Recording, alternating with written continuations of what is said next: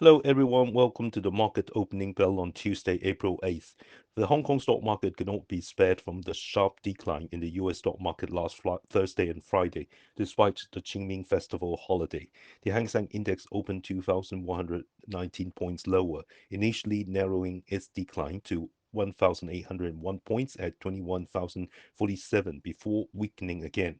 It fell as much as 3,143 points during the session to a low of 19,706 and closed down 3,021 points or 13.2% at 19,828.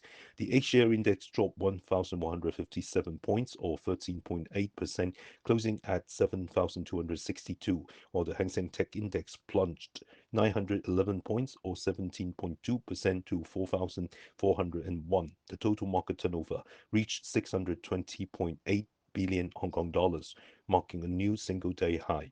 In mainland China, the Central Huijin Company expressed strong confidence in the prospects of China's capital markets and investment value of A shares. The company has once again increased its holdings of exchange-traded funds and plans to continue doing so to firmly maintain the stable operation of the capital markets. The Shanghai Composite Index fell 245 points or 7.4%, closing at 3,096. The Shenzhen Component Index dropped 9.7% and the Chinese index plummeted 12.5%. The combined turnover of the Shanghai and Shenzhen markets was approximately 1.59 trillion yuan. The renminbi midpoint rate declined for three consecutive days to 7.198 against the US dollar, down 91 points from the previous trading day, hitting its lowest level since December 3rd last year.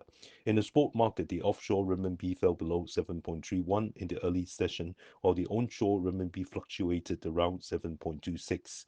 Technical analysis. The Hang Seng Index plunged over 3,000 points and fell below the 20,000 mark, with turnover surging to over 600 billion Hong Kong dollars, a new single-day high indicating intense selling pressure. The next potential support level is the 250-day moving average, currently around 19,480. If this level is breached, the next support lies at 18,700. For the Hang Seng Tech Index, the 250-day moving average is currently around 4,270, with 4,230 also serving as a key support level from last November and this January. If this support is broken, the index may test 4,000. However, China's resolute countermeasures against the US are likely to take into account the impact on its own economy, suggesting that additional economic support measures may be introduced in the future, potentially creating rebound opportunities for the oversold stock market. Based on forecasts from various investment banks, China's macroeconomic policies are expected to strengthen counter-cyclical adjustments. These include further interest rate cuts and reserve requirement ratio reductions, with policy rates projected to decrease by 10 to 15 basis points and the RRR by 50 basis points in the second quarter, alongside a slight depreciation of the renminbi against the US dollar. Introduction of additional policies to boost consumption, implementation of childbirth subsidy programs, accelerated government spending, considering more government financing arrangements, and further relaxation of housing purchase restrictions in first-tier cities. Trump's reciprocal tariffs have rattled global financial markets, and even gold has not been spared. Gold prices have continued to decline in recent days, with spot gold falling over 2% in early trading on Monday, breaking below the 3,000 US dollar mark and hitting a low of $2,972.4, the lowest since March 13. The This decline may be attributed to investors selling gold to meet margin calls amid the global stock market plunge. Nonetheless, gold's appeal as a safe haven continues to grow, bolstered by concerns over the expanding US fiscal deficit and debt, which are expected to further support gold prices. Rising inflation is anticipated to drive central banks to increase gold reserves, with an estimated average monthly purchase of 50 tons this year, higher than previously projected. China's pilot program, allowing insurance companies to buy gold for the first time, could accelerate its purchases, potentially adding 300 tons of demand, equivalent to 6.5% of the global market. Even at elevated price levels, demand from the physical gold market and the technology sector remains strong, providing additional support for gold prices. Following this correction, gold prices are still expected to challenge new highs. On the US market, extreme volatility sends US stocks on a roller coaster ride.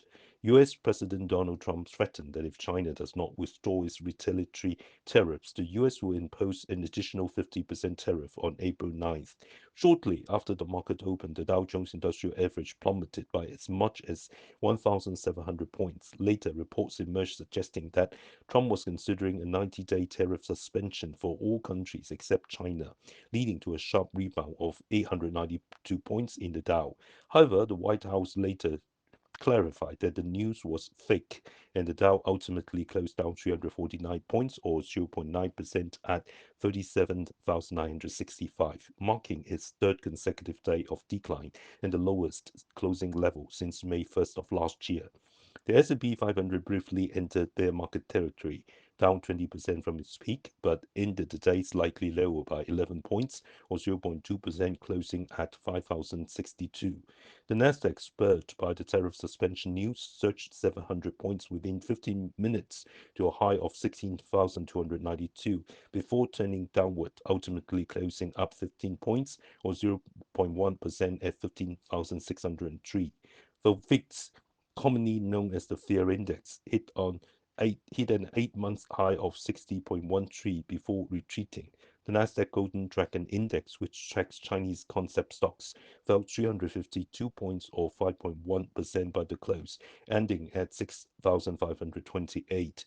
Half of the Nasdaq 100 constituents recorded gains. Among them, Nvidia rose 3.5%, Meta and Amazon both gained over 2%, and Alphabet increased by 1%. However, Tesla still dropped 2.6%, Apple fell nearly 4%, and Microsoft declined 0.6%.